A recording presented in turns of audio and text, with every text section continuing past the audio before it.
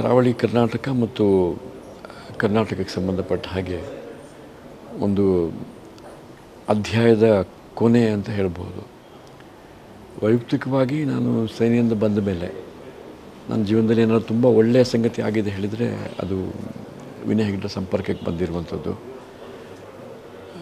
ಬಹುಶಃ ನಾನು ಕಂಡ ವ್ಯಕ್ತಿಗಳಲ್ಲೇ ಒಬ್ಬ ಆದರ್ಶ ವ್ಯಕ್ತಿ ಅಂತ ಹೇಳಿದರೆ ಸನ್ಮಾನ್ಯ ವಿನಯ್ ಹೆಗ್ಡೆ ಅವರು.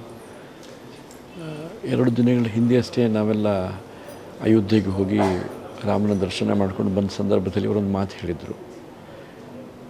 ನನಗೆ ತುಂಬ ಸಂತೋಷ ಆಗಿದೆ, ಒಂದು ಕನಸಿತ್ತು ರಾಮನ ದರ್ಶನ ಮಾಡಬೇಕಂತ, ಇನ್ನು ನನಗೆ ಜೀವನದಲ್ಲಿ ಯಾವ ಆಸೆಯೂ ಇಲ್ಲ ಅಂತ ಹೇಳುವಂಥ ಒಂದು ಸಂತೃಪ್ತಿಯ ಭಾವನ ಪ್ರಕಟ ಮಾಡಿದರು. ತನ್ನ ತಂದೆಯವರನ್ನು ಆದರ್ಶವಾಗಿಟ್ಕೊಂಡು ಪೇಜಾವರ ಸ್ವಾಮಿಗಳನ್ನು ಗುರುಗಳು ಅಂತ ಅಥವಾ ದೇವರು ಅಂತಲ್ಲಿ ನಂಬಿದಂಥವರು, ರಾಮನನ್ನೇ ಆದರ್ಶ ಅಂತ ನಂಬಿದವರು, ವೈಯಕ್ತಿಕವಾಗಿ ತನ್ನ ಜೀವನದಲ್ಲಿ ಆ ರೀತಿ ನಡ್ಕೊಂಡಿದ್ದರು.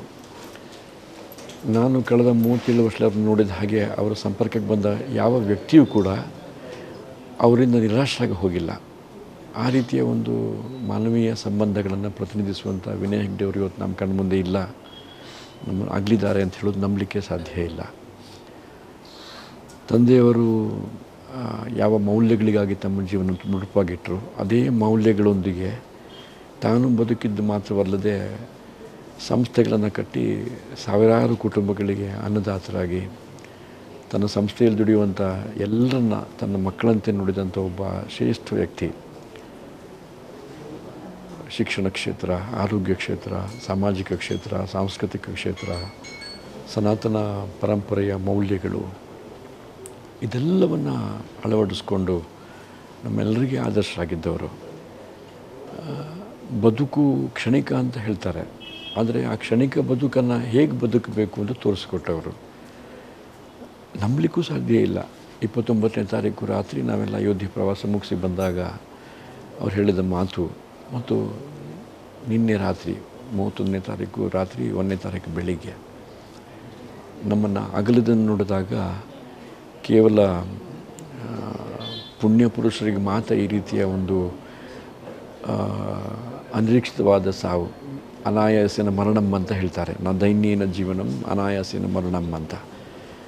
ವಿನಯ್ ಹೆಗ್ಡೆ ಬದುಕು ಅದಕ್ಕೆ ಆದರ್ಶವಾಗಿತ್ತು. ನಾವು ಹೇಳ್ತೀವಿ ಉದಾರ ಚಾರಿತ್ರ್ಯ ಉಳ್ಳವರಿಗೆ ಇಡೀ ಪ್ರಪಂಚವೇ ಒಂದು ಕುಟುಂಬ ಅಂತ. ಉದಾರ ಚರಿತಾನಾಂ ವಸುಧೈವ ಕುಟುಂಬಕಂ ಅಂತ. ವಿನಯ್ ಹೆಗ್ಡೆಗೆ ಇಡೀ ಪ್ರಪಂಚ ಒಂದು ಕುಟುಂಬ ಆಗಿತ್ತು. ನಾನು ಅವ್ರ ಜೊತೆ ತುಂಬ ಖಾಸಗಿಯಾಗಿ ಸಮಯ ಕಳೆದಿದ್ದೆ. ಅನೇಕ ಸಮಯದಲ್ಲಿ ಪ್ರವಾಸ ಮಾಡುವಾಗ ಯಾವತ್ತೂ ಕೂಡ ಸಮಾಜದ ಒಳಿತಿನ ಬಗ್ಗೆ, ಬಡ ಜನರ ಬಗ್ಗೆ, ವಿದ್ಯಾರ್ಥಿಗಳಿಗೆ ಅದು ಶಿಕ್ಷಣ ಕೊಡೋದ್ರ ಬಗ್ಗೆ ನಾನೇನು ಮಾಡಬಹುದು ಹೇಳೋ ಆಲೋಚನೆ ಮಾಡ್ತಾಯಿದ್ರು. ನಾನು ಅಂದ್ಕೊಳ್ತೀನಿ, ನನ್ನ ಹಾಗೆ ಇರುವಂಥ ಸಾವಿರಾರು ಜನರ ಜೀವನದಲ್ಲಿ ಅವರು ಬೆಳಕಾಗಿದ್ದರು.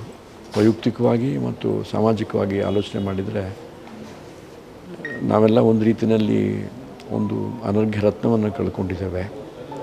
ಅವರ ಆದರ್ಶಗಳು, ಅವರ ಜೀವನ, ಅವರು ಬಿಟ್ಟು ಹೋಗಿರುವಂಥ ಅವರ ನಡೆದ ಸಾಧ್ಯ ಹೆಜ್ಜೆಯ ಗುರುತುಗಳು, ಇದೆಲ್ಲ ನಮ್ಗೆ ಆದರ್ಶ ಆಗಬೇಕು. ನಿಟ್ಟೆ ವಿದ್ಯಾಸಂಸ್ಥೆ ಮತ್ತು ಲ್ಯಾಮಿನಾ ಗ್ರೂಪ್ ಆಫ್ ಇಂಡಸ್ಟ್ರೀಸ್ ಇದೆರಡೂ ಕೂಡ ಸಾವಿರಾರು ಜನರಿಗೆ ಬದುಕನ್ನು ಕೊಟ್ಟಂಥ ಸಂಸ್ಥೆಗಳು. ಅವರ ಅತ್ಯಂತ ಸಮರ್ಥ ಮತ್ತು ಯೋಗ್ಯ ಪುತ್ರ ವಿಶಾಲ್ ಹೆಗ್ಡೆ ಅವರ ಒಂದು ನೇತೃತ್ವದಲ್ಲಿ ನಿಟ್ಟೆ ವಿದ್ಯಾಸಂಸ್ಥೆ, ನಿಟ್ಟೆ ವಿಶ್ವವಿದ್ಯಾನಿಲಯ ಮತ್ತು ಲ್ಯಾಮಿನಾ ಸಮೂಹ ಸಂಸ್ಥೆಗಳು ತಂದೆಯವರ ಅದೇ ಆದರ್ಶಗಳನ್ನು ಮುನ್ನಡೆಸ್ತಿರುವಂಥ ಭರವಸೆ ನಮ್ಮೆಲ್ಲರಿಗಿದೆ. ಅವರು ನಮ್ಮನ್ನು ದೈಹಿಕವಾಗಿ ಆಗಲಿದ್ದಾರೆ, ಆದರೆ ಅವರ ನೆನಪು ನಿತ್ಯ ನೂತನ ಮತ್ತು ನಿರಂತರವಾಗಿ ನಮ್ಮೆಲ್ಲ ಮನಸ್ಸಿನಲ್ಲಿರುತ್ತೆ. ಭಗವಂತ ವಿನಯ್ ಹೆಗ್ಡೆ ಅಂತವರಿಗೆ ಸದ್ಗತಿ ಕೊಡಿದರೆ ಮತ್ತು ಯಾರಿಗೆ ಕೊಡಲಿಕ್ಕೆ ಸಾಧ್ಯ ಇದೆ? ಆದರೂ ನಾವೆಲ್ಲ ಅತ್ಯಂತ ಶ್ರದ್ಧೆಯಿಂದ, ಗೌರವದಿಂದ ಅವರನ್ನು ಸ್ಮರಣೆ ಮಾಡ್ತಾ ಭಗವಂತ ಅವರಿಗೆ ಸದ್ಗತಿಯನ್ನು ಕರುಣಿಸಲಿ ಅಂತ ಪ್ರಾರ್ಥನೆ ಮಾಡ್ತಾ